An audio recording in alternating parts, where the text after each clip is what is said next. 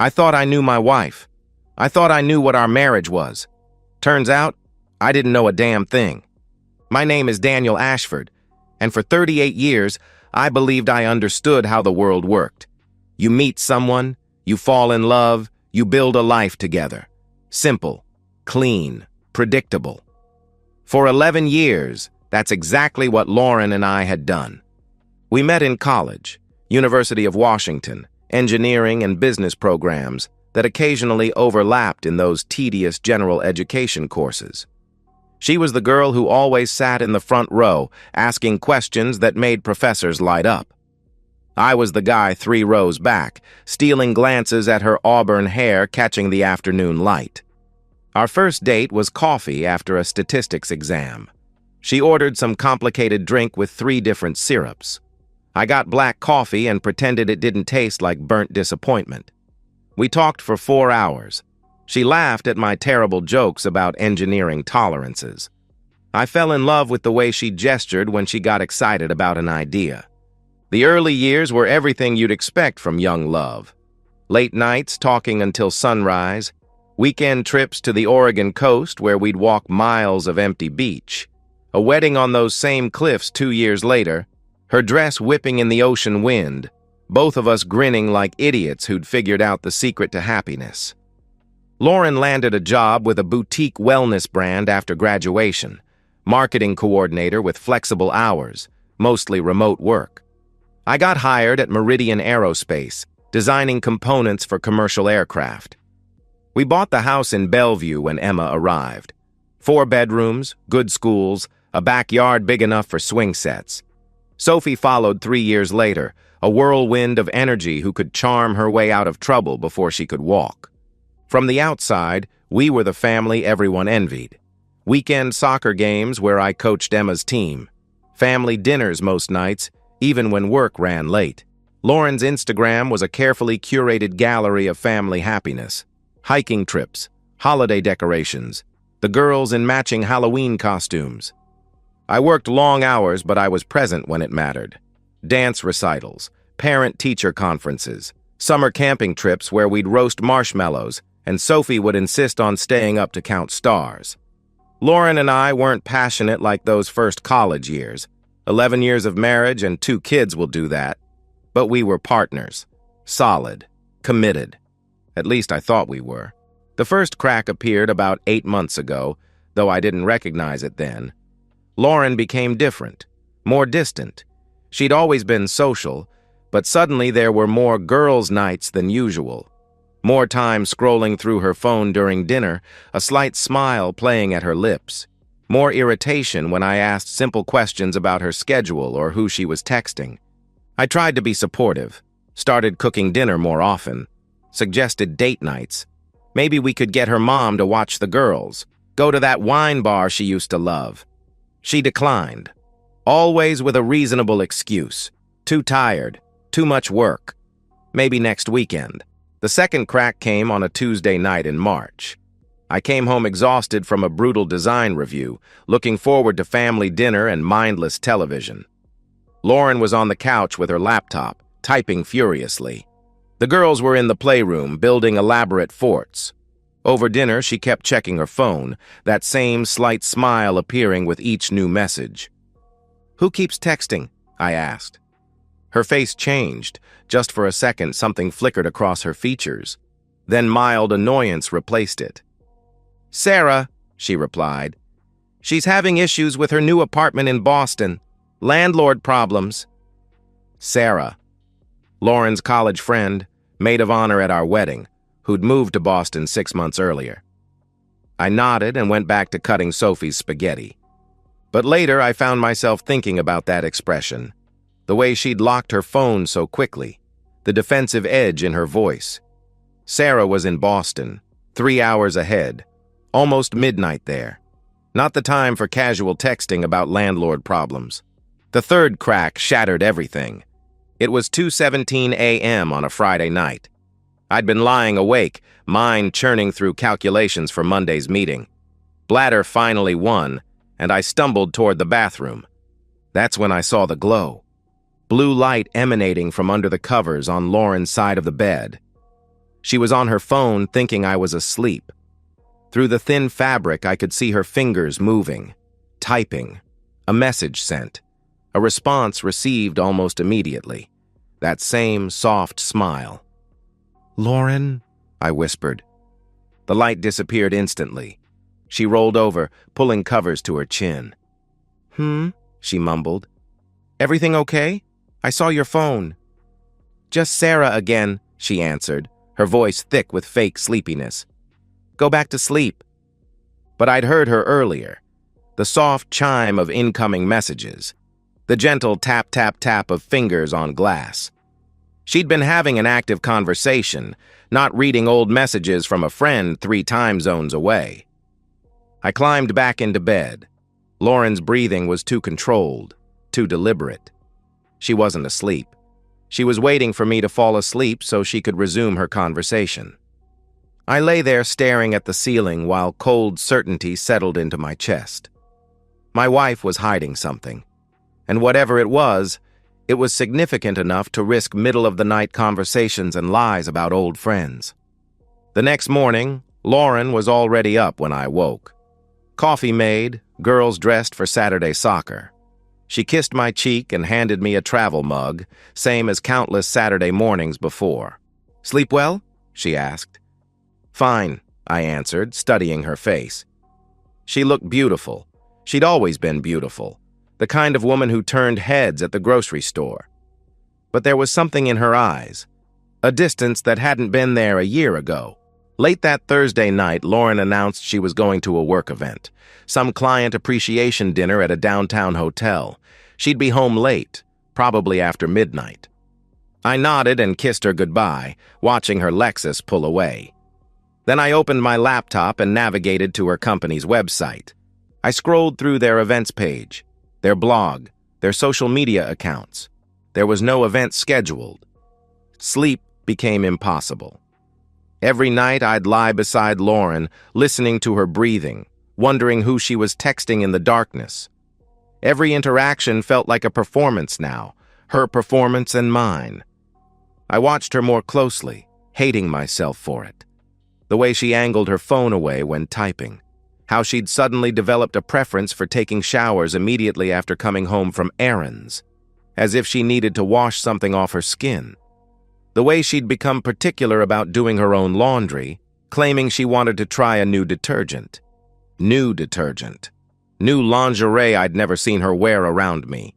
New passwords on devices that used to be shared freely. I tried to rationalize each discovery. People change. Habits evolve. Privacy in marriage is healthy. But the rationalizations felt increasingly hollow, like trying to convince myself that smoke didn't indicate fire. The worst part was how normal everything else remained. Lauren still made coffee every morning, still helped with homework and attended parent-teacher conferences, still laughed at my terrible dad jokes and reminded me to take vitamins. If she was living a double life, she was remarkably good at it. Or maybe I was remarkably good at being blind. 3 weeks after the non-existent work event, opportunity presented itself. Lauren announced she was taking Emma and Sophie to her mother's house for the afternoon, some craft project involving painted rocks. "You should stay home," she suggested, not meeting my eyes. "Get caught up on work stuff. You've been stressed lately." The moment her car disappeared around the corner, I went upstairs to our bedroom. I didn't want to do this. Standing at the threshold of our shared space, I hoped I was wrong. Hoped I'd find nothing. Hoped I could go back to trusting the woman I'd loved for 15 years. But hope and certainty rarely occupy the same space. I remembered the old laptop in the back of our closet, buried under out-of-season clothes. The MacBook she'd used through college, replaced 2 years ago when her company provided a newer model. I'd suggested donating it, but Lauren insisted on keeping it for backup. The laptop was dusty but functional. When I opened it, her passwords were still saved in the browser, her cloud accounts still logged in. My hands shook as I opened her email. At first glance, nothing unusual. Work correspondence, newsletters, school confirmations, the digital detritus of suburban family life. Then I clicked on her cloud storage. Most folders were benign, vacation photos, insurance documents, work files. I almost closed the laptop, relief flooding through me. Maybe I really was being paranoid. Then I saw the folder labeled personal. Inside were photos that made my stomach lurch. Lauren and a man I didn't recognize. Tall, dark hair, expensive suit. They were at a restaurant I'd never been to, sitting closer than friends sit. His hand on her thigh. Her head thrown back in laughter. More photos, different locations, a hotel bar, someone's apartment. Lauren wearing the new lingerie I'd glimpsed in her drawer. But photos were just the beginning. Buried deeper were screenshots of text conversations, messages backed up from her phone, probably automatically synced and forgotten. I read everything. 7 months of correspondence with someone named Garrett. It started professionally, networking, according to early messages. He worked in marketing for a tech startup. They'd met at a conference Lauren attended last spring. Conversations grew flirtier. Casual compliments became pointed observations about Lauren feeling unappreciated at home. Professional advice became personal confessions. Within 6 weeks, they were exchanging photos that belonged in no married person's phone. I scrolled through months of my wife's secret life, each message like a small knife twist. Inside jokes I wasn't part of. Plans made around my schedule. Detailed hotel logistics and alibis. The book club meetings she'd started attending monthly. Fiction. She was with Garrett. The weekend spa trip with Sarah from 2 months ago. Sarah had never been involved. Lauren and Garrett spent 2 days together at wine country while I managed single-parent duty, proud of my thoughtful wife taking time for self-care. The work dinners keeping her out late. Most were fabricated. Company events requiring evening attendance. Half didn't exist. I felt sick, betrayed. But more than that, I felt stupid. How had I missed signs that seemed obvious now? How had I explained away months of increasingly transparent lies? Then I found the message that changed everything. 3 weeks old, Garrett asking, "When are you going to tell him?" Lauren's response, "Soon. I just need to make sure I'm set up right. I'm not losing the girls or the house. My lawyer says timing is everything. A few more months to establish the right financial picture, then I'll file." Lawyer. Financial picture. File for divorce. My wife wasn't just cheating. She was strategically planning our marriage's destruction while I remained obliviously helpful, picking up household duties and suggesting date nights she declined because she was too busy dismantling our life. I sat on our bedroom floor, surrounded by evidence of deception so comprehensive it took my breath away. Every message was another revelation. Every photo, another betrayal.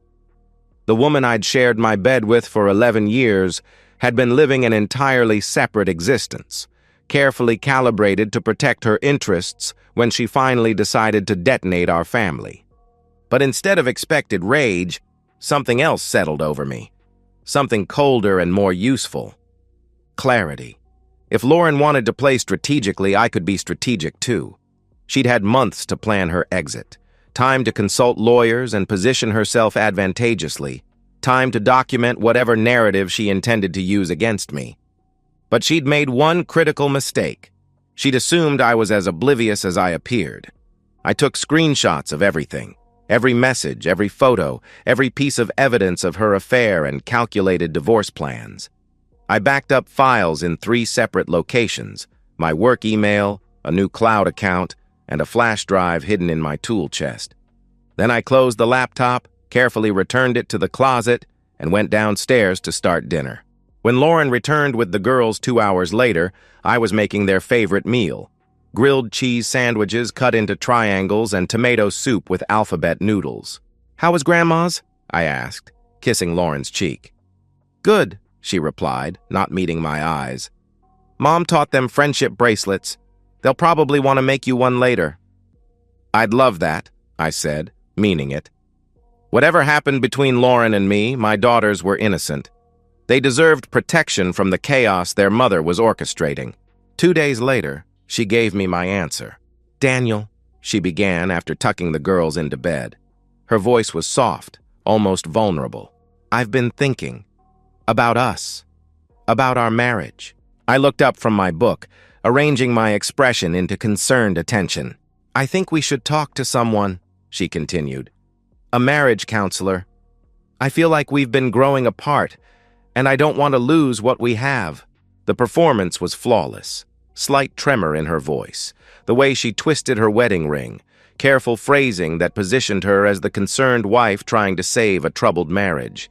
I knew exactly what she was doing, creating a paper trail, documentation of her attempts to work on our relationship before filing for divorce, evidence that she'd tried counseling, tried communication, tried everything reasonable before concluding separation was the only option. I think that's a great idea, I replied, closing my book and taking her hand. I've been feeling distant lately too. Maybe we need professional guidance to get back on track. She smiled, relief mixed with something that might have been genuine affection. I'll make some calls tomorrow, she said. Find someone good, someone who can help us figure out what we really want. What she wanted was a clean exit with maximum financial advantage and primary custody. What I wanted was to ensure her plans backfired spectacularly. But I just squeezed her hand and said, whatever it takes. That night, I listened to her breathing in the darkness, knowing she was probably texting Garrett about her progress in setting the stage for our divorce. In the morning, I made coffee and kissed her goodbye, same as always. Then I called in sick and made an appointment with a divorce attorney. Rebecca Holt's office overlooked Elliott Bay from the 42nd floor of a downtown Seattle high-rise. Floor-to-ceiling windows framed ferries crossing steel-gray water, while law books lined shelves behind her desk that spoke of decades navigating failed marriage wreckage. She was exactly what I'd hoped for, sharp, direct, and utterly without sympathy for romantic notions about fairness or second chances. "Show me what you have," she instructed after I'd explained the situation. I handed her printed copies of everything, photos, messages, timeline of Lauren's deception. Rebecca reviewed evidence with detached efficiency of someone who'd seen every variation of human betrayal. "This is good," she said finally. "Comprehensive. But adultery alone doesn't guarantee custody victory. Washington is no-fault divorce. Affairs matter less than you'd think." My stomach dropped. "What do you mean?" "Your wife's strategy is solid," she explained. "She establishes marriage-saving attempts through counseling, documents communication problems, then files claiming irreconcilable differences, requesting primary custody based on being primary caregiver." Rebecca leaned back, studying me with eyes that had seen this scenario hundreds of times. "You mentioned she said something about getting set up right financially," she continued. "That suggests she's planning something beyond simple divorce filing. When someone talks about timing and positioning, they're preparing to paint you as the problem." "What kind of problem?" I asked. "Abuse. Emotional, psychological, sometimes physical," she answered. "Most effective way to shift custody and financial arrangements. Create a narrative where she's the victim escaping unsafe situation, and courts become very sympathetic." I felt sick. "But I've never hurt her. Never even raised my voice. Won't matter if she can convince a judge otherwise," Rebecca replied. "False abuse allegations are more common than people realize. Devastatingly effective, especially combined with documented affairs that make husbands look untrustworthy." Rebecca opened a legal pad and began writing. "Here's what we're doing," she said. "First, document everything from this point forward. Every interaction with your wife, every conversation about children, every financial transaction. Keep a journal with dates and times. Record conversations when possible. Washington permits single-party consent." She looked up. "Second, become the perfect father and husband. Attend every school event. Help with homework. Do more than your share of responsibilities. Make yourself indispensable to your children's daily routine." "I already do those things," I protested. "Do them more," she insisted. "Make sure other people notice. Get character references from teachers, neighbors, colleagues. Build paper trail contradicting whatever narrative she's planning." Rebecca's third point was crucial. File first. Don't wait for her to serve you. Control timing and initial narrative. If she's planning abuse accusations, we establish your version before she can establish hers. Over the next 3 months, I followed Rebecca's advice religiously. I kept detailed journals of every interaction with Lauren and the girls. I recorded conversations when possible, using a small digital recorder hidden in my pocket. I transferred paycheck portions into a separate account my parents opened, protecting assets. Most importantly, I documented my fatherhood role. Photos of school events, homework help screenshots, activity receipts I organized and paid for. Character references from Emma's teacher praising my classroom volunteering, from neighbors who saw me coaching Sophie's t-ball team, from colleagues who knew me as a stable, dedicated family man. Lauren, meanwhile, grew bolder. Lies became more elaborate and less careful. She stayed out later, claimed more non-existent work events, grew increasingly irritated when I asked innocent schedule questions. Marriage counseling sessions were manipulation masterpieces. Dr. Sarah Connor, a soft-spoken therapist specializing in communication issues, listened sympathetically as Lauren described feeling emotionally neglected and taken for granted. She painted a marriage where she carried emotional labor while I focused solely on work and personal interests. I played my role perfectly, apologetic, eager to improve, grateful for Lauren's patience in working on our problems. Dr. Connor's notes would document a husband committed to change and a wife generously giving opportunities for growth. What Dr. Connor didn't know was Lauren spent most session days texting Garrett before and after appointments, updating him on her progress building a case for inevitable divorce. One evening in May, after putting girls to bed, Lauren sat me down for a conversation I'd been expecting. "Daniel," she began, voice carefully modulated to convey sadness rather than anger. "I don't think counseling is working." I looked up from my laptop, where I'd been reviewing aircraft maintenance schedules, work I could have done at the office, but Lauren seemed to appreciate when I worked from home evenings. "What do you mean?" I asked. "I don't think we're connecting the way we used to," she replied. "Even with Dr. Connor's help, I feel like we're just going through motions." She twisted her wedding ring, a gesture I'd once found endearing, now recognizing as a practiced tell when building up to significant lies. "I think maybe we need space," she continued. "Time apart to figure out what we really want." There it was, opening move in her endgame. "Space?" I repeated, injecting confusion and hurt into my voice. "Lauren, I thought we were making progress. Dr. Connor said last week our communication was improving." "It is, but..." she sighed, looking away. "I just need to know if I can be happy without constantly working at being happy. Does that make sense?" Perfect sense. She needed me out of the house so she could accelerate her timeline with Garrett while establishing divorce grounds, portraying her as the reluctant party. "How much space?" I asked quietly. "I think you should stay somewhere else for a while," she answered. "Maybe with your brother? Just temporarily until we figure things out." My brother lived across town in a one-bedroom apartment. The symbolism was perfect. Displaced husband, reduced to sleeping on a couch because his wife needed space to process relationship problems. "What about the girls?" I asked. "How do we explain this?"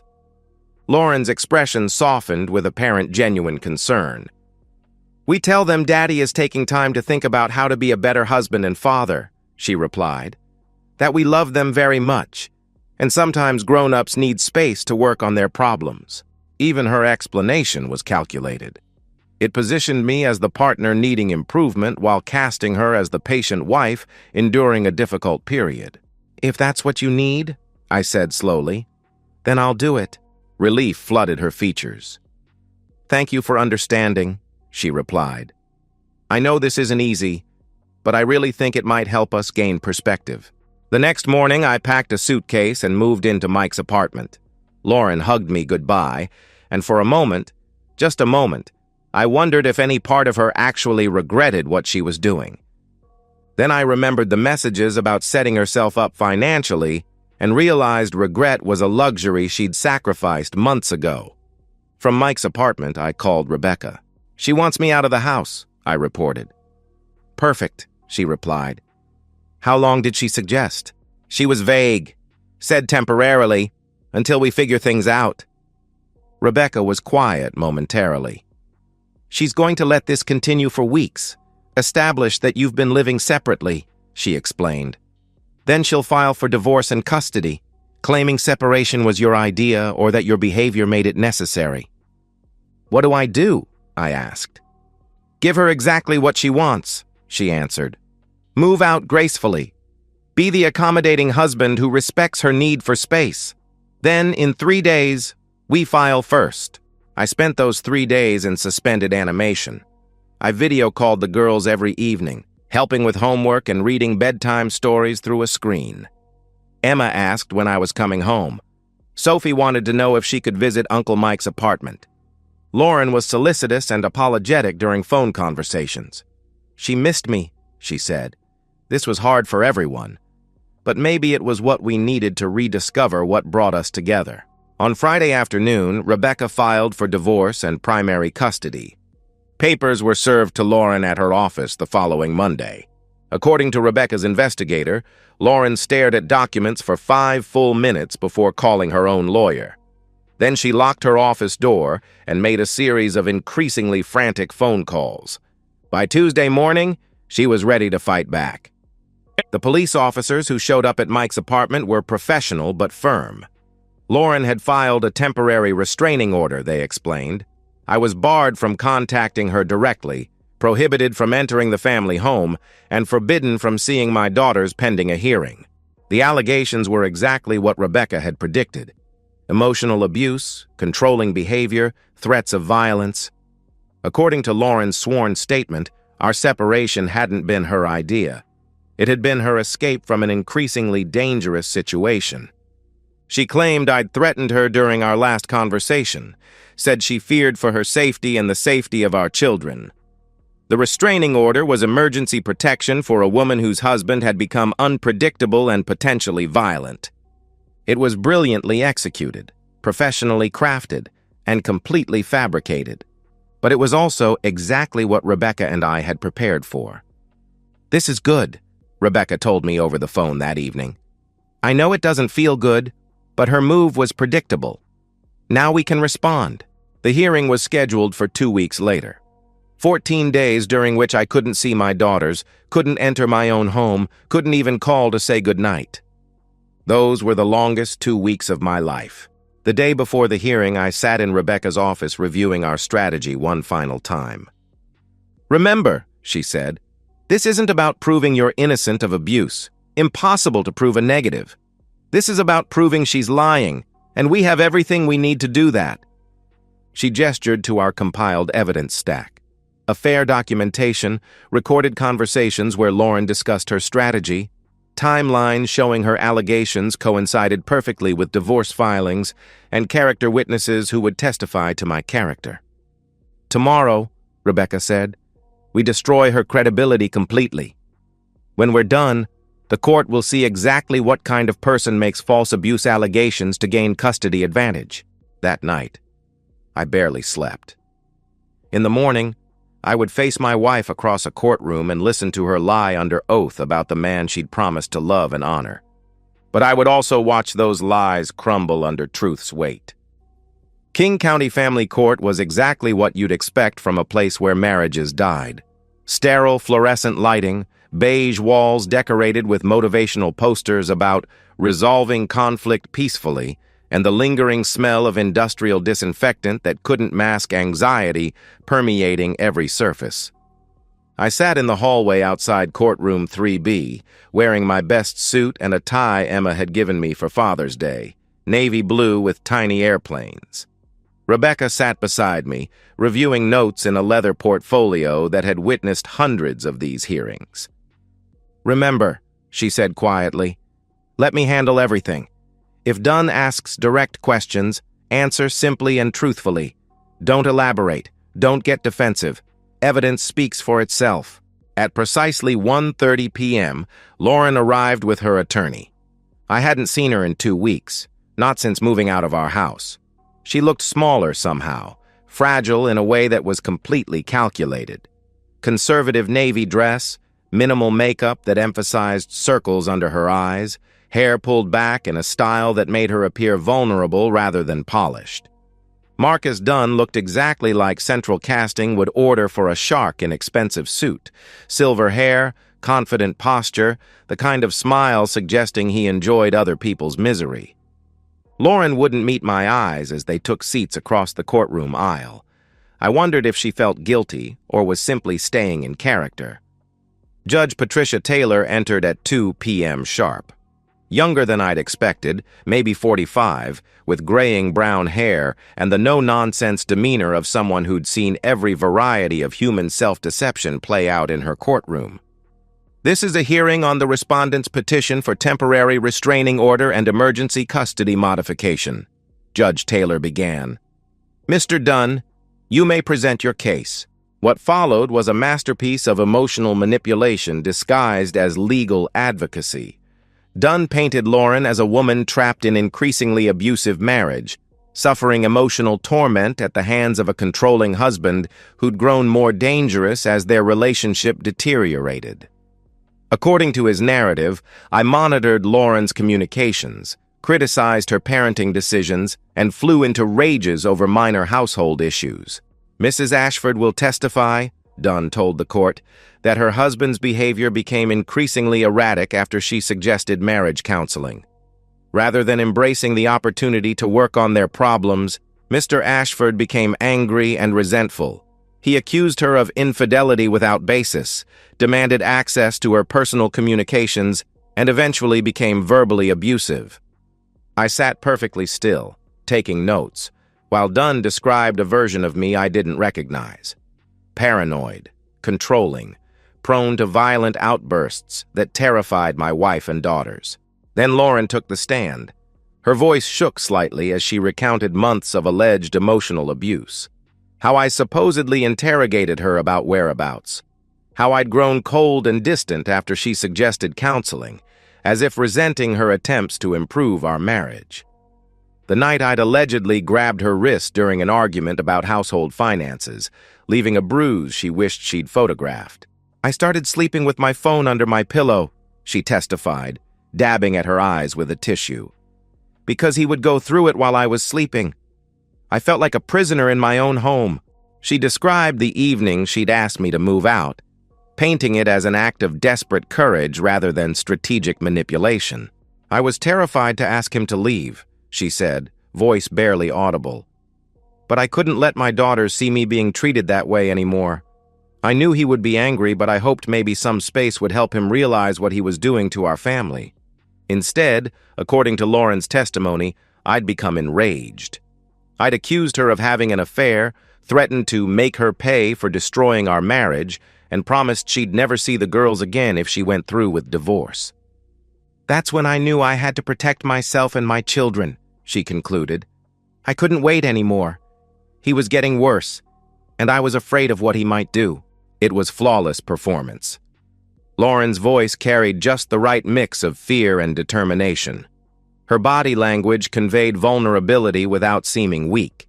She'd provided specific details that sounded authentic while carefully avoiding claims that could be easily disproven. Judge Taylor listened with careful attention of someone trained to spot deception. But Lauren's story was consistent and emotionally compelling. If I hadn't known it was complete fiction, I might have believed her myself. When Dunn finished questioning, Judge Taylor turned to Rebecca. Ms. Holt, you may cross-examine, the judge said. Rebecca stood slowly, adjusting her jacket with deliberate precision. Mrs. Ashford, she began, voice calm and professional, you testified that your husband became suspicious of your communications after you suggested marriage counseling. Is that correct? Yes, Lauren replied. And you said he accused you of having an affair without basis. What did you mean by that? Rebecca asked. Lauren shifted in her chair. He was paranoid, jealous. He imagined things that weren't happening. I see, Rebecca responded. Were you having an affair, Mrs. Ashford? The courtroom went completely silent. Lauren's face paled slightly, but she maintained eye contact with Rebecca. No, absolutely not, she answered. You're under oath, Mrs. Ashford, Rebecca said. "Are you certain about that answer?" "Yes, I'm certain," Lauren replied firmly. Rebecca nodded thoughtfully, then approached the judge's bench. "Your Honor, I'd like to submit Exhibit A into evidence," she announced. She handed a thick folder to the bailiff, who passed it to Judge Taylor. Rebecca provided copies to Dunn and Lauren. This exhibit contains photographic and digital evidence documenting Mrs. Ashford's extramarital relationship with one Garrett Mitchell, Rebecca explained, including hotel receipts, compromising photographs, and 7 months of text message correspondence. Color drained from Lauren's face completely. Dunn frantically flipped through pages, his confident demeanor evaporating with each image and message thread. Rebecca continued calmly. The metadata on these photos shows they were taken on dates when Mrs. Ashford claimed to be at book club meetings or work events. Hotel receipts coincide with a weekend she told my client she was attending a spa retreat with a friend. Judge Taylor studied evidence with increasing attention. "Mrs. Ashford, do you want to revise your previous answer about having an affair?" she asked. Lauren looked desperately toward Dunn, who was still reading through messages with growing horror. That is," Lauren stammered. "Your Honor," Rebecca interrupted smoothly, "if I may continue. This next piece of evidence is particularly relevant to Mrs. Ashford's credibility." She approached the judge again with a digital audio player. "This is a recording of a phone conversation between Mrs. Ashford and her mother," Rebecca explained, "made 3 days before she filed the restraining order. Washington is single-party consent state, and my client was present for this conversation." Rebecca pressed play. Lauren's voice filled the courtroom, clear and unmistakable. "I don't care if it's true or not. If I say he scared me, the court will believe me. Women always win these things. I just need to make sure I get the girls in the house." The silence that followed was deafening. Lauren's face went from pale to ashen. Her hands trembled as she gripped the witness chair arms. Dunn looked like he wanted to disappear through the floor. Judge Taylor's expression hardened visibly. "Mrs. Ashford," she said, voice ice-cold, "did you just hear yourself discussing filing false abuse allegations against your husband?" That was taken out of context," Lauren replied desperately. "I was upset. I didn't mean—" "You didn't mean what, exactly?" the judge pressed. "You didn't mean to commit perjury in my courtroom? You didn't mean to file false allegations that could have destroyed your husband's relationship with his children?" Rebecca wasn't finished. She submitted additional evidence, timeline showing how Lauren's abuse allegations appeared only after my divorce filing, character references from teachers and neighbors who'd never observed controlling or abusive behavior, and most damning text messages between Lauren and Garrett discussing their timeline for getting rid of Daniel. The final nail was a message Lauren had sent to Garrett days after filing the restraining order. "Phase 1 complete. He's out of the house and away from the girls. My lawyer says this should wrap up in my favor pretty quickly." Judge Taylor reviewed everything in complete silence, her jaw tightening with each new piece of evidence. When she finally looked up, her gaze fixed on Lauren with undisguised disgust. "Mrs. Ashford, you've committed perjury in my courtroom," Judge Taylor said. "You've filed false allegations of domestic abuse. You've attempted to manipulate the family court system to gain unfair advantage in a custody dispute. This is not only illegal, it's unconscionable." She turned to address both attorneys. "The restraining order is dissolved immediately. Temporary custody is granted to Mr. Ashford pending a full hearing. Mrs. Ashford will be granted supervised visitation only, and I'm ordering a complete psychological evaluation before any custody arrangement is finalized." Judge Taylor's voice grew even colder. "Furthermore, I'm referring this matter to the prosecutor's office for potential perjury charges. Mrs. Ashford, your actions today have endangered your children's relationship with their father and undermined the credibility of legitimate abuse victims who desperately need the court's protection."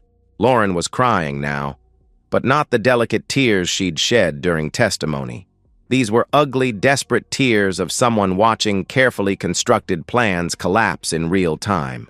"Your Honor," Dunn tried weakly, "my client was emotional and—" Your client committed a crime, Mr. Dunn, the judge interrupted. Multiple crimes. I suggest you advise her accordingly. The hearing was over. I walked out in a daze, hardly believing what had just happened. Rebecca was beside me, professional satisfaction evident in her posture. Where do we go from here? I asked. Home, she replied simply. You go home to your daughters. In the courthouse hallway, I saw Emma and Sophie sitting with Lauren's mother, who'd been watching them during the hearing. Emma jumped up when she saw me, running into my arms. Daddy, are you coming home now? She asked. I held her tight, breathing in the familiar smell of her strawberry shampoo. Yes, sweetheart, I answered. Daddy's coming home. Sophie joined the hug, chattering about school and friends and all the things she'd wanted to tell me during our 2-week separation. Over their heads, I saw Lauren sitting alone on a bench near the courtroom doors. Garrett was nowhere to be found. Apparently, dating a woman in the middle of a messy divorce was less appealing when the divorce went badly. She looked up at me once, and for a moment, I thought I saw genuine remorse in her eyes. But maybe that was wishful thinking. I loaded the girls into my car and drove toward the house that was home again. Behind us, Lauren sat alone with the ruins of the life she'd tried to steal. 6 months after the hearing, my life had settled into a rhythm I'd never planned, but had grown to appreciate. The house felt different now, lighter somehow, as if weight I hadn't realized I'd been carrying had been lifted from the air itself. Emma and Sophie were adjusting better than I'd hoped. Children are remarkably resilient, but they're also perceptive. They'd sensed the tension in our home long before I'd understood its source. Now, with honesty replacing deception and stability replacing chaos, they seemed more relaxed. The custody arrangement was exactly what Judge Taylor had outlined. I had primary physical and legal custody. Lauren saw the girls every other weekend, always supervised by her mother, a requirement that would remain in place for at least another year, pending successful completion of court-mandated counseling. The visits were stilted affairs. Lauren would arrive at her mother's house precisely on time, spend awkward hours trying to recreate the easy relationship she'd once had with Emma and Sophie, then watch them leave with barely concealed desperation. The financial settlement had been straightforward. I kept the house in primary custody. We split retirement accounts and other assets according to Washington's community property laws, with one significant exception. Lauren's adultery and false allegations had convinced the court to award me a larger share of our liquid savings. She was also ordered to pay child support. Her marketing job paid slightly more than my engineering salary. Lauren's life had unraveled with remarkable speed. Garrett had disappeared within days of the hearing, apparently having no interest in a relationship complicated by legal troubles and public scandal. Her employer had quietly let her go after court case details became office gossip. She'd moved into a small apartment across town and was working temporary jobs. The criminal charges for perjury had been reduced to community service and mandatory counseling after Lauren pled guilty and expressed remorse. I didn't hate her anymore. Hate required energy I preferred to spend on my daughter's happiness and my own healing. Lauren had become what she'd always been underneath the performance of our marriage, a stranger whose choices no longer affected my daily life. Emma asked about dating sometimes, with casual directness only children could manage. "Daddy, are you going to marry someone new?" she asked one morning. The question came during breakfast on a Saturday morning. Sophie was focused intently on arranging blueberries and patterns on her pancakes, but I could tell she was listening. "I don't know, sweetheart," I answered. "Maybe someday." "How would you feel about that?" Emma considered this seriously. "Would she be nice to us?" she asked. "Any woman I'd consider marrying would have to be very, very nice to you," I replied. "That would be the most important thing." Sophie looked up from her blueberry art project. "Nicer than Mommy was?" she asked. The question caught me off guard. I'd tried to avoid comparisons, focusing instead on building our new normal without reference to what came before. "Mommy loves you very much," I answered carefully. Sometimes grown-ups make mistakes that hurt the people they love. That doesn't mean they're bad people, just that they made bad choices. We'd gotten Biscuit 3 months after the divorce was finalized. A golden retriever puppy who'd been surrendered to the shelter when his previous family moved to an apartment that didn't allow pets. Emma had fallen in love at first sight. Sophie had declared him the best dog in the whole universe. Biscuit was sprawled under the kitchen table now, hoping for dropped blueberries and radiating the kind of unconditional love that made everything easier. One evening, as I tucked Sophie into bed, she asked the question I'd been dreading. "Daddy, why doesn't Mommy live with us anymore?" she asked. I'd prepared for this moment, rehearsed age-appropriate explanations with the family therapist Emma and Sophie had been seeing since the divorce. "Sometimes," I answered, sitting on the edge of her bed, "people who love each other still can't live together happily. Mommy and I couldn't agree on how to be married anymore, so we decided it would be better if we lived in different houses." Sophie seemed satisfied with this answer, at least for now. Emma, meanwhile, was thriving in ways that surprised me. Her grades improved. She'd joined the school chess club and discovered a talent for strategy. But Emma's strategic thinking was channeled into positive pursuits. Organizing charity drives, planning elaborate birthday parties for friends, convincing me to adopt Biscuit through a campaign that would have impressed political operatives. One Saturday afternoon, watching Emma coach Sophie through a complicated Lego construction project, I realized something that took my breath away. I was happy, not desperate, grasping happiness of someone trying to convince himself everything was fine. Real happiness. The kind that comes from living authentically, surrounded by people who love you for who you actually are rather than who they need you to be.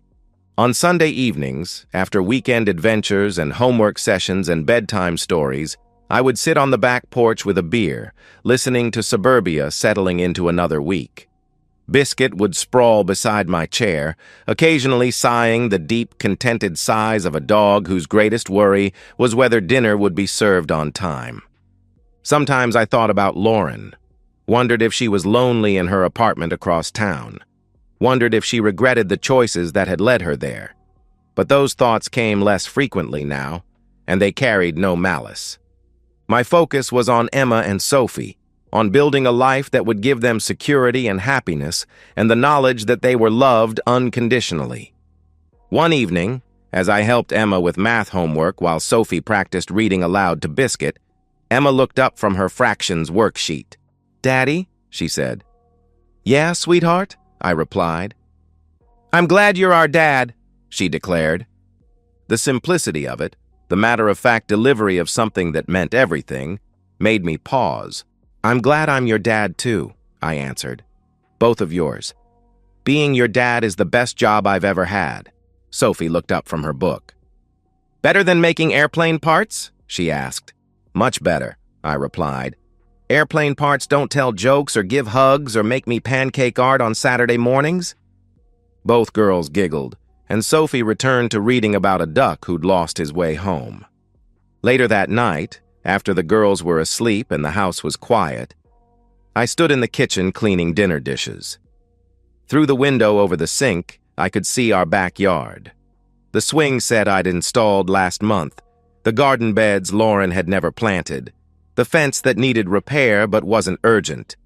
It was an ordinary view of an ordinary suburban backyard, but it was ours, clean and honest and uncomplicated by lies or hidden agendas. Somewhere across town, Lauren was probably settling into another lonely evening in her apartment. Maybe she was scrolling through social media, seeing glimpses of the life she'd abandoned.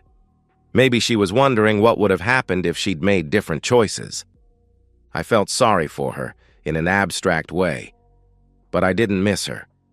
I missed the woman I'd thought she was, the partner I'd believed we could be, the family I'd imagined we were building together. But that woman had never existed outside my own hopeful projections. What we had now, Emma, Sophie, Biscuit, and me, was real. Complicated sometimes, messy often, but authentic in every way that mattered. Tomorrow was Monday. Emma had a school presentation about the solar system. Sophie had show and tell about her favorite book. I had a design review that might run late, but Mrs. Patterson next door had agreed to pick up the girls if needed. It was a perfectly ordinary Monday approaching, full of perfectly ordinary responsibilities and small joys. And for the first time in longer than I could remember, that was exactly what I wanted.